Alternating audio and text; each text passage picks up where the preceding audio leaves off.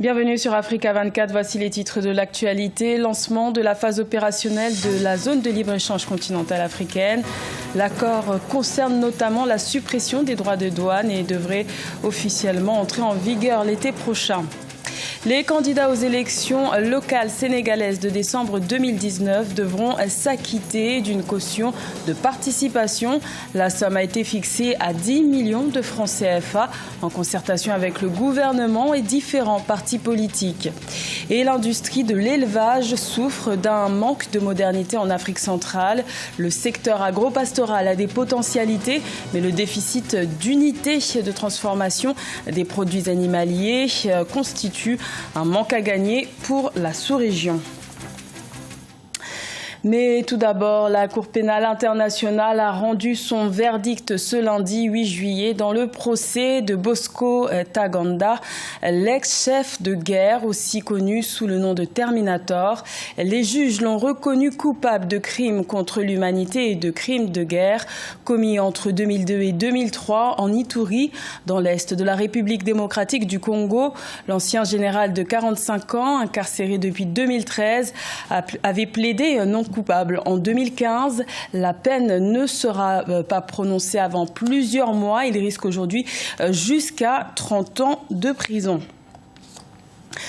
La phase opérationnelle de la zone de libre-échange continentale africaine a été lancée ce dimanche 7 juillet à Niamey au Niger à l'occasion de la tenue du 12e sommet extraordinaire de l'Union africaine.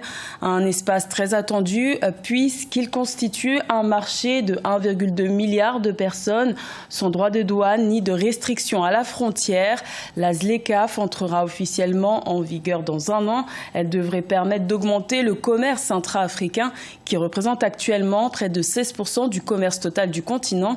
Écoutons le président de la Commission de l'Union africaine, Moussa Faki Mahamat.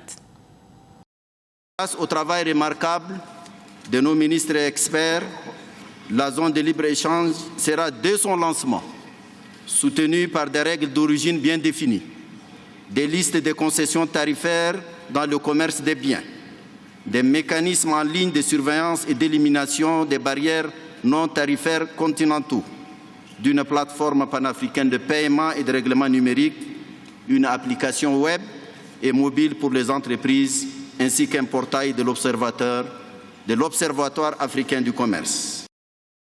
Et en marge du 12e sommet de l'Union africaine s'est tenue la 35e session du Conseil exécutif de l'institution panafricaine. La question du passeport et du marché aérien unique ont fait partie des points majeurs abordés. Leur mise en application devrait favoriser la mise en œuvre de la ZLECAf. Angela Méniot.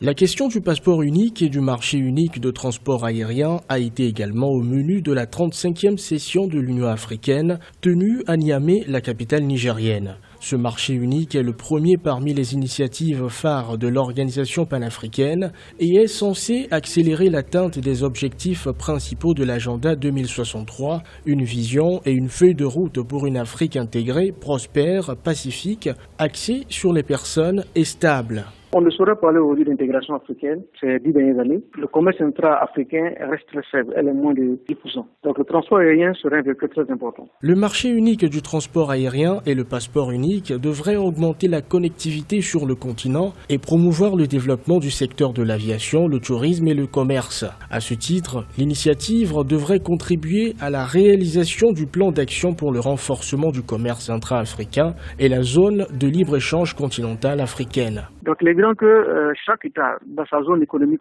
gère des intérêts géopolitiques. Donc ce passeport unique peut être un véritable blocage parce que l'Afrique du Sud connaît une poussée notamment de xénophobie ces 10 dernières années.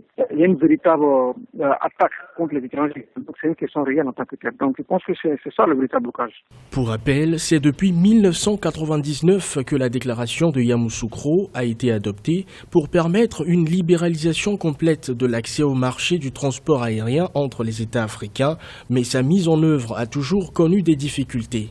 Les compagnies aériennes africaines ont moins de 3% du trafic aérien mondial, bien que le continent représente plus de 17% de la population mondiale. 10 millions de francs CFA, c'est la somme que devront débourser les candidats aux prochaines élections locales du Sénégal, à savoir les élections communales et départementales prévues en décembre 2019. Cette somme a été retenue par le gouvernement sénégalais à la suite d'une réunion consultative avec les responsables des différents partis politiques. Ange Doménio. Au Sénégal, les candidats aux élections communales et départementales vont devoir débourser la somme de 10 millions de francs CFA au titre de caution, conformément à une décision officielle prise par le gouvernement. Selon l'arrêté, cette importante somme sera versée à la Caisse des dépôts et consignations par un mandataire au nom d'un parti politique légalement constitué, d'une coalition de partis politiques légalement constitués ou d'une entité regroupant des personnes indépendantes. Le montant de la caution en vue de la participation aux élections départementales d'une part et aux élections municipales d'autre part est fixé à 10 millions de francs CFA pour chaque type d'élection et chaque liste, quel que soit le nombre de départements ou de communes où la liste de candidats se présente. Cette annonce du gouvernement sénégalais fait suite à des consultations organisées par le ministre de l'Intérieur Aly Ngouille Ndiaye avec les responsables des partis politiques, des coalitions de partis politiques, ainsi que ceux des entités regroupant les indépendantes. Comme c'était le cas avec le parrainage, il y a une volonté du pouvoir actuel de filtrer les candidatures. Avec la caution de 10 millions, demander 10 millions à quelqu'un, à un membre de la société civile, je pense que ce n'est pas du tout évident. Et ça fausse un peu l'esprit des élections locales. Normalement, pour une élection locale, les populations sont proches de leurs gouvernants sur le plan local. Selon les lois électorales du Sénégal, la caution des élections doit être fixée au plus tard 150 jours avant la tenue du scrutin.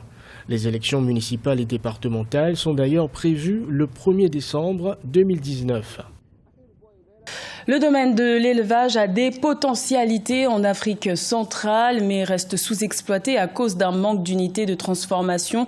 Une grande partie du cheptel est exportée sur pied, ce qui constitue un manque à gagner, alors que près de 40% de la population de la sous-région est dépendante des systèmes pastoraux. Reportage de notre correspondant Mahamat Ramadan, commentaire Viviane Bauken.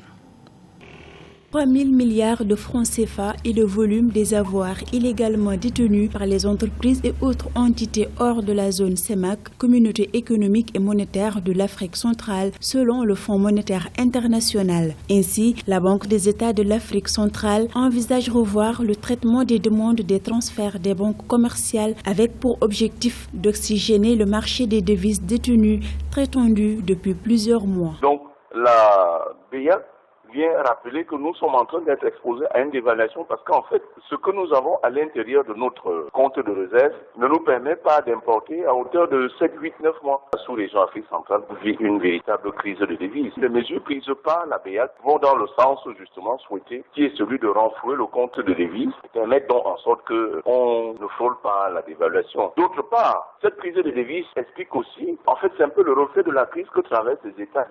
Parallèlement, ces banques se sont engagées à rétrocéder sur leurs avoirs extérieurs et dans des délais raisonnables les volumes de devises ainsi mis à leur disposition par la Banque des États de l'Afrique centrale. Les banques commerciales sont le maillon, le pivot central dans cette réforme-là qui va dans le sens d'aménager le contenu de notre compte de devises. Les banques centrales sont au cœur de la réussite de toutes les mesures envisagées par la Banque centrale. Selon la Banque des États de l'Afrique centrale, les demandes de devises formulées par les banques commerciales détenant illégalement des avoirs à l'extérieur représentent 32,4% des demandes soumises à la Banque centrale.